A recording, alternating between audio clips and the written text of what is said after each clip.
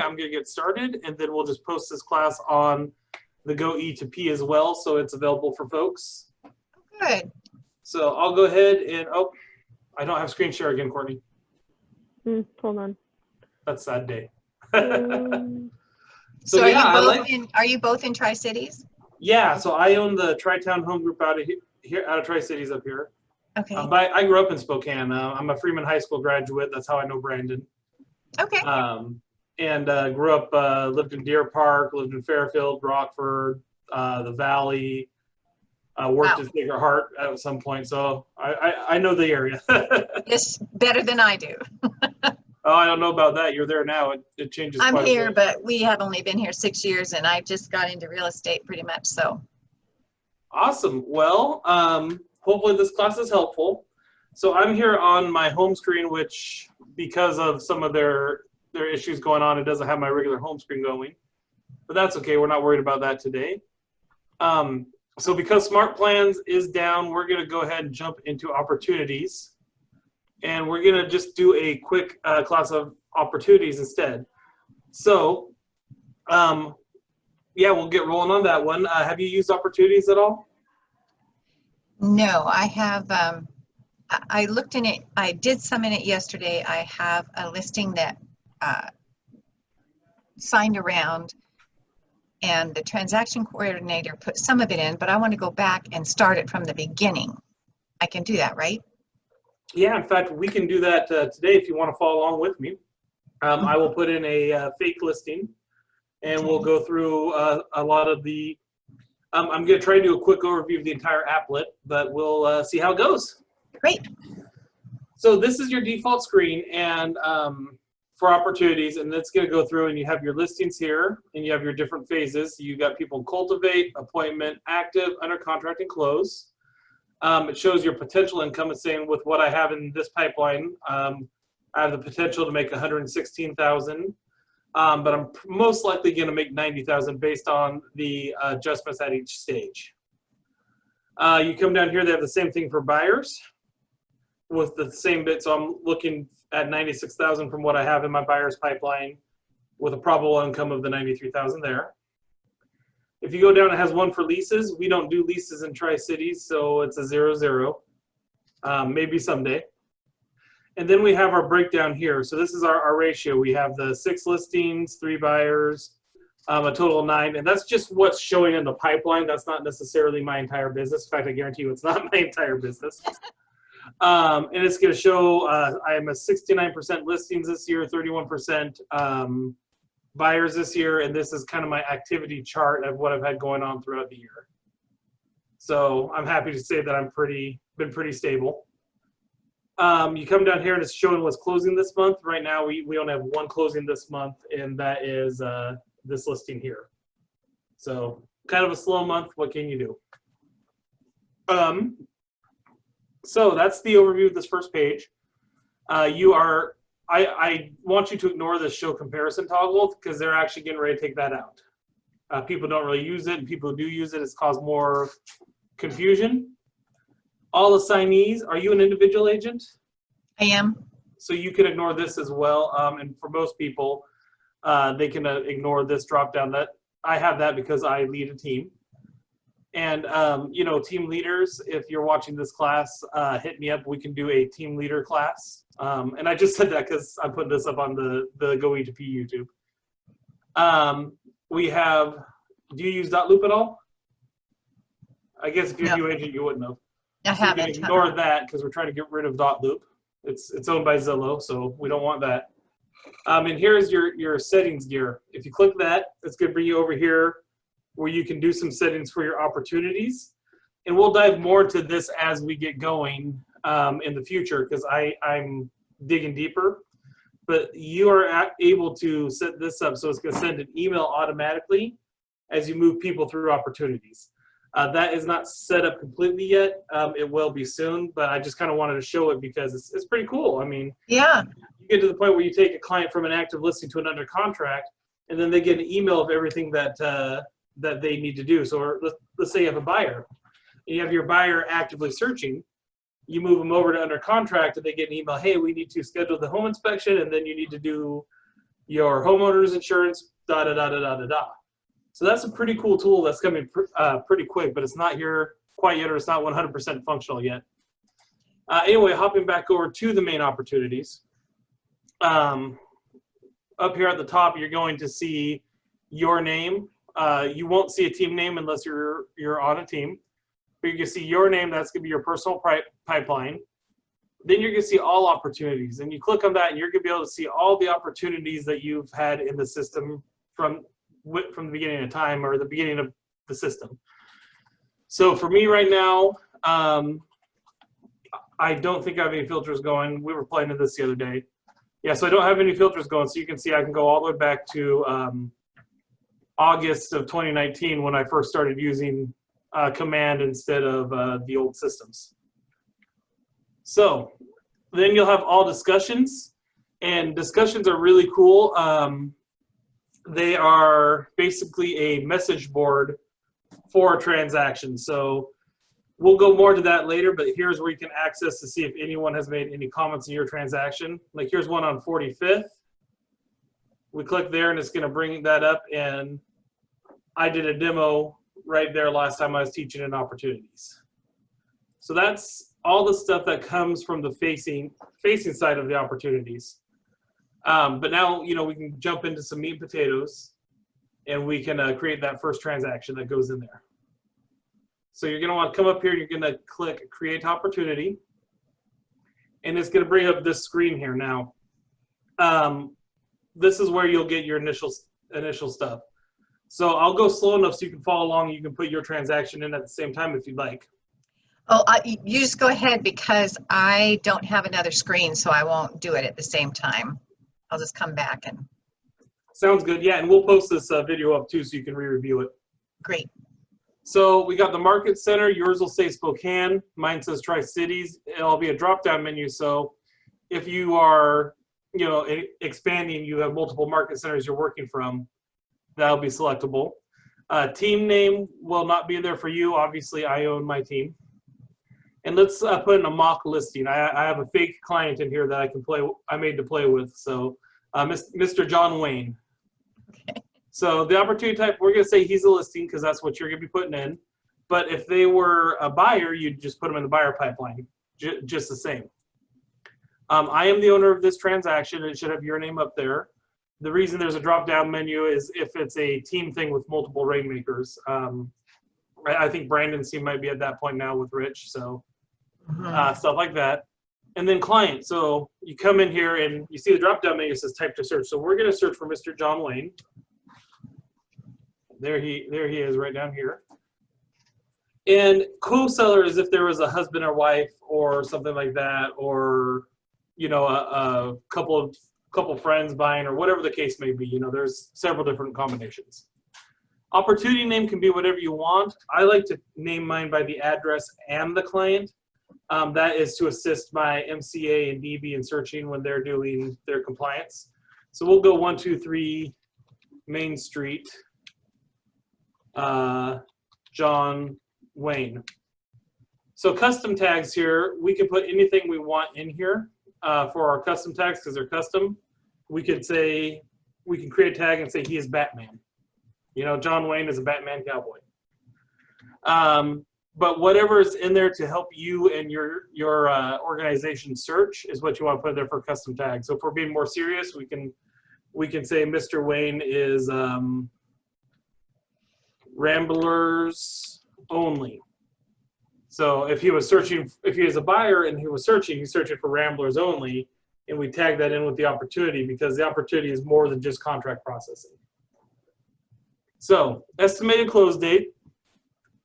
He's a listing, so I'm just gonna go 6 months out is what I normally do because that's the length of my listing contracts. Oh, perfect. Estimated list price would come from your CMA. If it was a buyer, it'd be whatever their price range, top of their price range is what I put in. And this helps with your tracking and goal setting and whatnot, is why it wants this information. So Mr. Wayne, he's got pretty expensive taste. So let's we'll put him in there at a $9 million house And you know, he's paying us 3% because this is all the business we're doing for the entire year. So now we get down here to where it says opportunity phase. This is where we're going to want to put them in whatever opportunity. So I'm going to leave them in cultivate for now for the purpose of teaching. If I already had a listing signed like you do, I would drop them into active. But again, all this is customizable, so what you wind up with might look totally different from what I have in my system, and that's not only okay, but encouraged.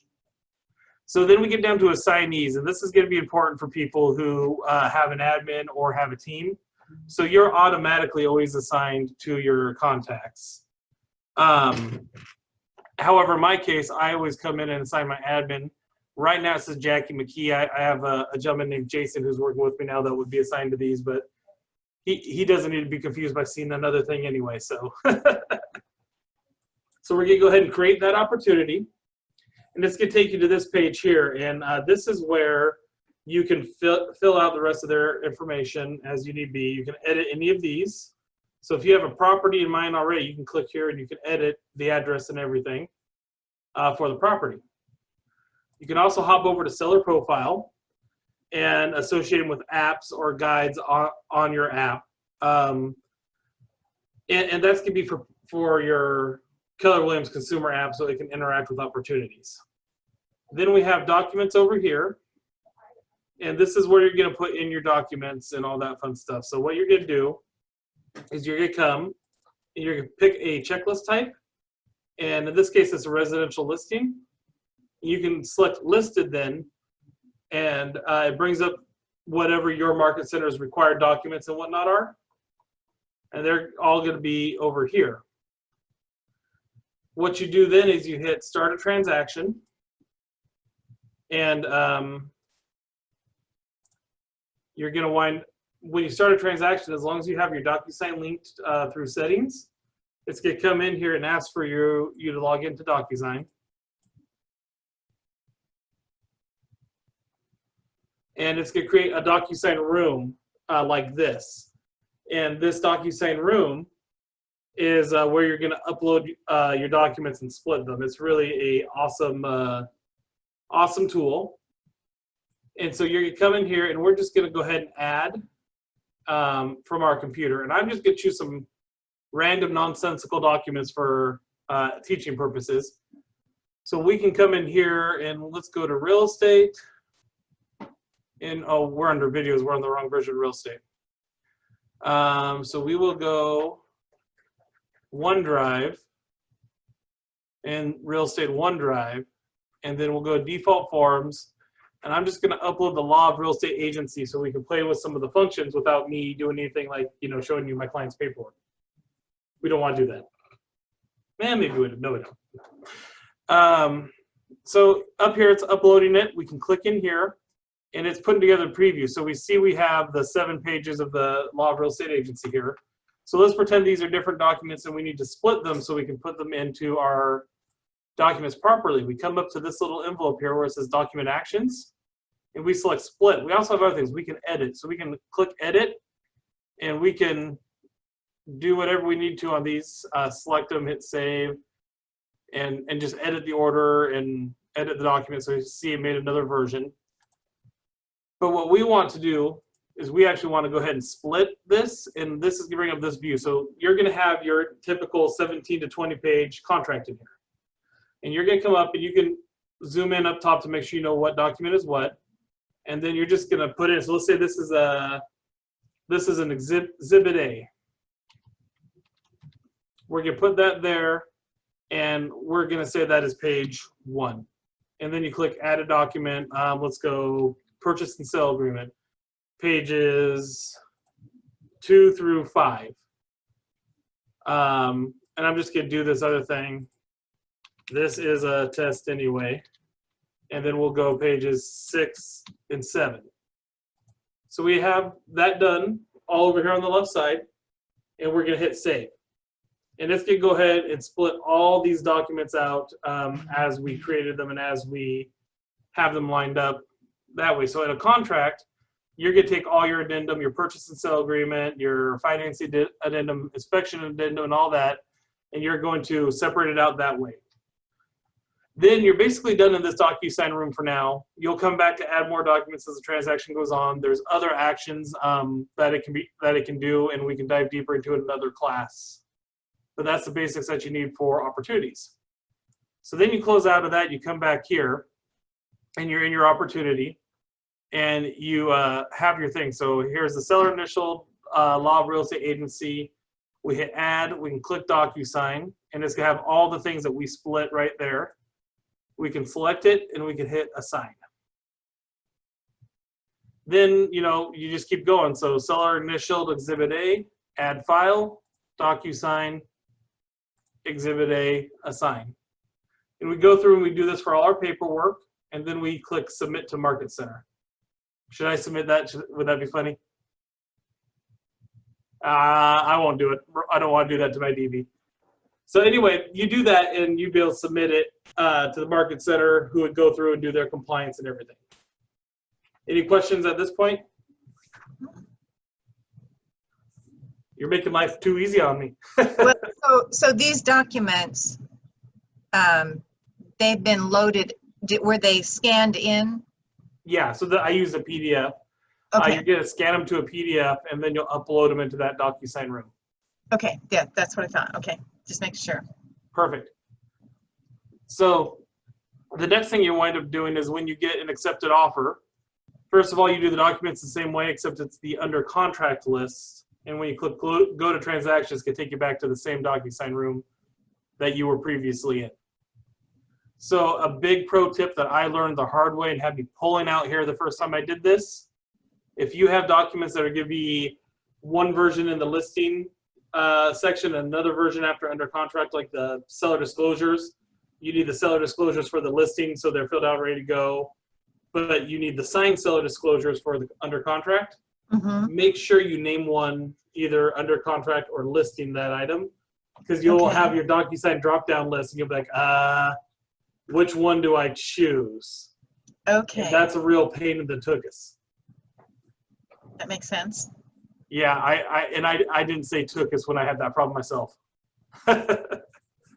So anyway, that's the basic for putting in documents. We're going to do a more in-depth class at some point. It's not on our schedule currently, but I could spend a whole hour plus on DocuSign rooms alone. So we're going to get that on the schedule. Afterwards, you can pop into offers when you get an offer, and you have to put this in. Even if you're not using the app to present your offers, you need to put the offer into this section of opportunities, because you need to get to the commissions tab to do commissions. So let's go ahead and create our offer. Now, it's very important that you don't just put fake information in here to get through it so you can do your commissions, because commissions is going to draw the information from offers and pull it over into commissions, and it's just going to be a big headache. Something else I learned the hard way. I thought, oh, we're not using the offers.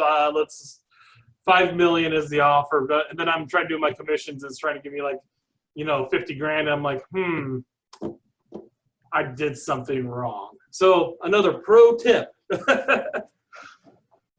So we come in here. Let's say you're getting multiple offers. You're putting all these in because you can use this section to use the KW app and present it to your client. So this initial offer here, let's say it is the Brader offer. So that comes in from a family with the last name Brader. You receive the offer on the 5th, and the close date is let's get a realistic close date. Let's say it's September 17th. You come over here and you'll enter the parties. Your seller is already going to be in here because you use their contact card. Buyer is going to be Jason Brader.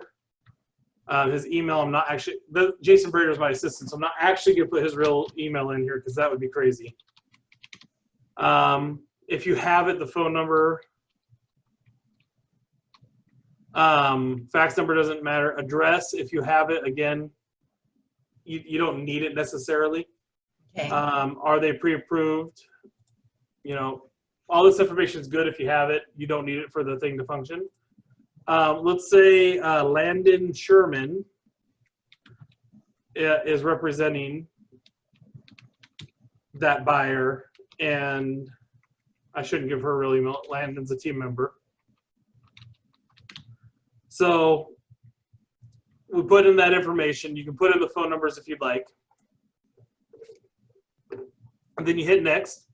And so right here is you have the terms. So let's say they're putting $10,000 down, and then they're financing another $500,000. So, you know, that's a way to be, that breaks down. So if it's a VA loan that's zero down, you put zero on cash. You know, it's just whatever's going on. And we want 500,000, not 5 million. See, gotta be careful. Gotta be careful. Earnest money, let's say they're putting down 2%, you can put that there. Or if they're putting down just an exact cash amount, which is more common, you can put that there. Option fee is if you are doing an option, typically is not going to be in there. Termination option, I put in the 10 days for the inspection contingency, or whatever this inspection contingency is on that one. And then is the seller going to contribute to a residential service contract or settlement costs? Now, settlement costs are closing costs. So let's say they're contributing $7,500 to closing costs. You come over here and you have your agent analysis. So if you're using your app to deliver offers to your client, you can put in pros, cons, and a summary of the offer. I haven't done it this way. In the future, I might. I'm really big on having the paperwork in front of them, especially if it's the first time they've purchased a home. So once you hit save, that'll come over. They accept the offer. And once the offer status is accepted, you can go into commissions. And you can go through here on your commissions to fill out, your commissions. So it's pretty, I don't know why it doesn't have the contract date in there. I did that. And the contract date should have been automatic, but hey, whatever works, right? So you come in here and it's automatically importing the information over from the other system. It's automatically putting me in here. If you have another agent, you can add another agent. If there's a co-broker or a referral fee, you can add that there.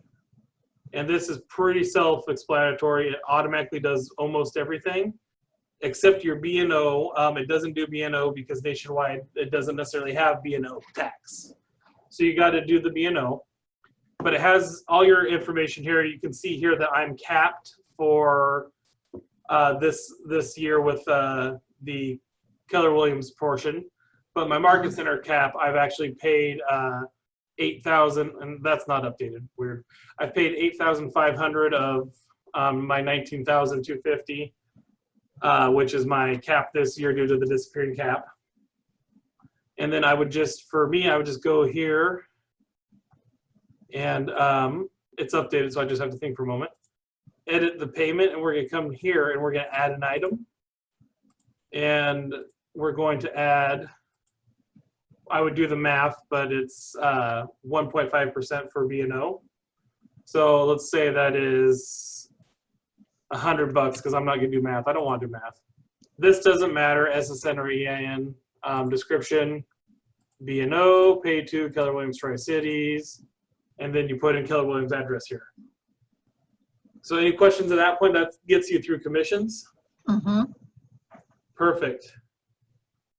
And that's, you know, the back end of the documents in opportunities. So now let's go ahead and go back to the main screen of opportunities. And we'll come in here and cultivate. And we'll see Mr. John Wayne is in cultivate. So, you know, we'll pretend I didn't do all those documents, but it was just a natural flow there. So, you know, I just recently met him. I put him in there, and you see we have these checklist items that my team has in here.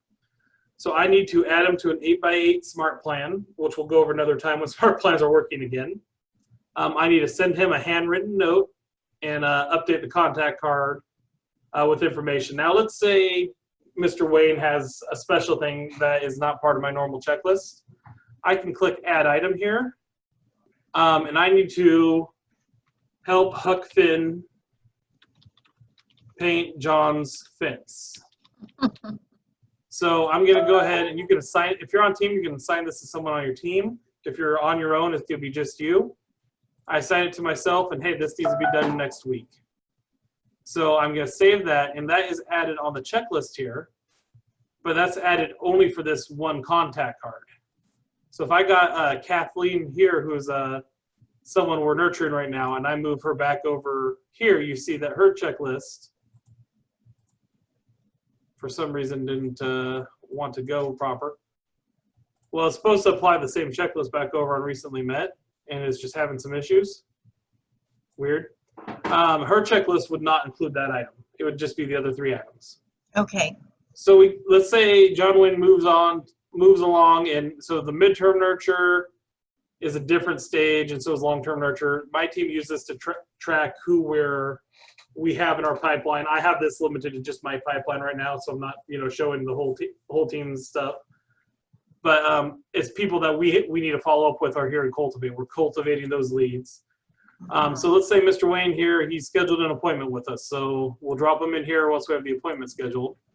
And we have our listing appointment here. We have the checklist we've generated for things that we need to do in this stage. And so we do those things. We're getting ready to, we do the listing appointment. It goes great. Now we're prepping his listing. So we put him in here in the prep listing stage. And the checklist did not pop up. We're in the process of redoing the checklist right now for my team. So I'm going to blame my admin. He's still working on it. He's ignoring me. Okay, he's not ignoring me. And so anyway, we go through the prep checklist, and we are on day 1 of listing. We have our day 1 operations here, and that's going to be where our admin goes through that checklist and gets all the day 1 stuff done. Then he'll move on over to active. He's Mr. Wayne's property is active on the market, and you see here we have our active listings. Mm-hmm. I have 2 John Wayne right now. Oh, okay. So I have the John Wayne I originally put in, and then I have the John Wayne that we did the documents on. So anyway, we're just going to do this now so I don't mess up with my stuff. Just let me get rid of that one for my own brain. Okay. So now we have John Wayne here is an active listing. He's on the market. We have our checklist things to make sure we have all our marketing going proper. Hey, we get a contract. We move them over to negotiations. We're negotiating the contract. So this is when you're in that offer stage where you have multiple offers. And you can set this up however you want. This is just how my team does it. But then we drag them down to under contract when he goes under contract. And we have our whole other bit of things that we do where people are moving down the list, as you can see, all the way down to clear to close, and then ultimately into closed. So that's kind of how the pipeline works. I did a brief overview of that because yours could wind up looking different. So am I moving too fast? Are you looking good? Mm-hmm. Awesome. I'm trying to cram a lot into a little. That's good. So now I'm sure you've heard me say several times, and I'm going to get Mr. Wayne here, and I'm going to put him back. You've heard me say several times now that yours could look different. So when we're here on the main screen, this is always going to be pretty well the same, but you're going to want to come into your different bits and customize them yourself. So here I am in the listing. I'm in the Cultivate. You can click Edit Stages, and you can then customize whatever you want. So let's go in and edit midterm nurture. And we have the midterm nurture stage with a probability of close. Let's say we have a 12% probability of getting a close in there. That's going to affect those other things. Also, you can add a stage to create your bid. So let's go test stage here. Not as much fun. Let's say if they're in this stage, they have a probability of 10% of closing, and they're the first position in this section of the pipeline. That means it's going to show up on the left side of the pipeline. You can go ahead then and click Add Item, and this is where you're making your checklist. So if we're the test stage, first thing we're going to do is we're going to wake up. The next thing we're going to do is we're going to have coffee. And then, we're just going to be awesome. So we'll go ahead and save all that. And so that was created, as you can see, it's right here, top order. Now I can drag this anywhere I want if I want to change it later. But that's created. And then let's say, you know, I don't really use this long-term nurture bug. Let's go ahead and delete that. So we go ahead and click the trash can. It's going to say, hey, you know, if it's any opportunities, they'll be moved to the previous stage. This action is irreversible. Cool, let's get rid of it. It's gone now. So we don't have that long-term nurture bucket anymore, which I'm going to go back and edit again later. But you see everyone that was in that long-term nurture bucket got shoved into the midterm nurture. Mm-hmm. And then we have our test stage here. Well, let's go ahead and put Mr. Wayne back at this test stage. And when it's working properly, those checklists are going to show up. And there it is. Sometimes you have to back out of the app and back in. So we got them in the test stage here, and we have to wake up. Hey, I did that. We need to have coffee. Good to go right here. And we have to be awesome. But let's say this particular contact, you don't want to be awesome until next week. So you can have that. You can hit us that due date, and you know I'm gonna go ahead and I'm gonna make my team member Landon be the one to be awesome. I can put all that and assign those to those people. And this is going to show up for them to complete. So, of course, we're not going to confuse people, so we're going to go ahead and just reassign that to me instead. And I'm awesome early. So you can do that for every stage. So we can even go and do closed, edit stage, and we have closed and legacy. Let's say we want to have a stage in here and close that says finalize paperwork. We can put that in there. We can add get HUD printed for year-end mail, and we can save that. We can say call client to follow up on closing, whatever it is that you need to do. We can put in here, and we can have this finalized paperwork put in here as a closed stage for us and our team. What is the legacy? Something they put in there, so after something closed, they can put it in. I never use it, so I'm going to delete it. Okay. It's whatever you want it to be. That's the beautiful thing about opportunities. It's whatever makes sense for you, as long as you're able to move people through, track your people, track your success and your conversion rates. As long as you can do that, you can call and have these set up however you want. Within the confines of the cultivate, active, under contract and closed greater. Let's get back here. Under this framework, you can have the subcategories of whatever you want it to be. And it's going to be different for every member of the team. So, not every member of the team, sorry, every team or every individual agent. So, you can also pop in here on the buyer's side, and it's very similar things. You got the cultivate, appointment, active, under contract, closed. You're going to have different list types, sub-list types, because you're not working with listings, you're working with buyers. So, but it's otherwise functionally the same thing. You can see I have this active buyer here. I move the buyer around. So, you know, they're searching for homes. Maybe you're sending them things in the MLS. I'll probably wind up getting rid of that and actually just have it all be showing, because if you're showing, you're searching. But some people like to have that in two different categories.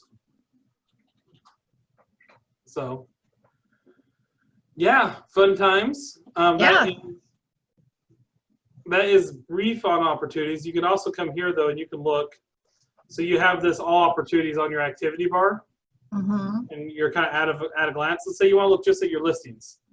So you can see that in September, I had 2 listings, bumped up to 6 in October, went down March, I only had 1 listing, then it started to climb again, up to a peak of 7 at a time in July, and so on and so forth. You can do the same thing with your buyers. Boom. Here's your activity for the buyers. Landlord, this should be nothing because I don't do leases and tenant. Wow. So yeah, The other thing I want to show you, though, is more about discussion. So let's go back into our good friend, Mr. Wayne. And let's say I am working on a issue with Mr. Wayne, and I need some input. So I click this discussion here. And then I clicked, no one has said anything, but I clicked start discussion to get to this point. I did it instinctively, so it was maybe too fast to see, but I wanted to bring that back up. And so anyone who is assigned to this contract, so myself, my admin, can see this discussion. So I can say, hey guys, what's the status of the earnest money? And I can send that out to the whole team as a whole. So let's say I am operating, or everyone assigned to this contract. So let's say I'm in vacation. I'm on a cruise ship. Hope not right now. That'd be dangerous. And I get internet, and I just pop in. I say, hey guys, what's the status of this going on here? I can send that there, and then they can see this and reply at their leisure. So it's good for ongoing conversations, or if you're tracking something like you're saying, you can go at anyone who's in the transaction. You can just hit this @ sign here if you want. At Jackie, when is the roof getting repaired? And we can send that out, and it's going to go to those people. Oh, see, now it pops up a little late. So you can take her at Corey Blake. Hi.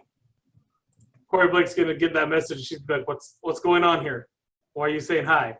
And I hope she replies to it. That'd be funny. But then you can just come and you can reply just like a message board. So come down. How here. do they get this? Does it come in on Kelly? Or So it'll be a bell notification, and it might come in on Kelly. Kelly is super hit or miss. It doesn't always come through, as I'm sure you're aware. I haven't used it much, so. Yeah, so it should come in as a bell notification. But then I can come down here and I can reply, and I can say, let's pretend I'm Jackie. I can say, roof? We don't need that. Now, if Jackie actually replied that way to me, I'd be like, what are you talking about? That'd be a deeper conversation, but you get what I'm saying. Yes. So you can have the discussions within command.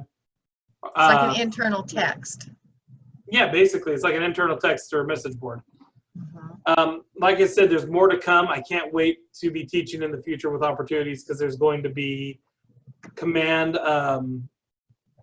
mail automatic as you move through the opportunities and stuff heading out. But I'm not prepared to teach on that one quite yet. In fact, as I'm sure you know, you're expecting to learn about smart plans initially. Yeah. Yeah, so smart plans, unfortunately today, there's a known issue, and you click on smart plans, and they don't come up. They just don't come up. And so it's funny, I actually had a meeting with my regional tech trainer today for a different thing, and she confirmed that it was a known issue they're fixing. So hopefully tomorrow there'll be smart plans, and we'll jump on that next week. Okay, that sounds good. Yeah, so we're here every week. I'd love for you to be able to join us so you can keep learning. I hope this class was helpful for you. It was a little bit more of a last minute than normal because we'd planned something else. It was good. Awesome. Any questions I can answer? Doesn't necessarily have to be about opportunities. I can help with any of your tech questions. Not yet. Gotcha. Yeah, sometimes you gotta play with it enough to be able to have a question. Perfect. Well, I will go ahead and wrap it up there today. Every Wednesday at noon we'll have these classes unless otherwise posted. So it'd be great if you wanted to join us, and we'll keep at it. Thank you. That's helpful. I'll go back now and look at it. Yeah, it'll be posted by tomorrow on the Go E2P YouTube channel. Okay, great. Awesome. Thank you. Well, thank you very much. Bye. Bye.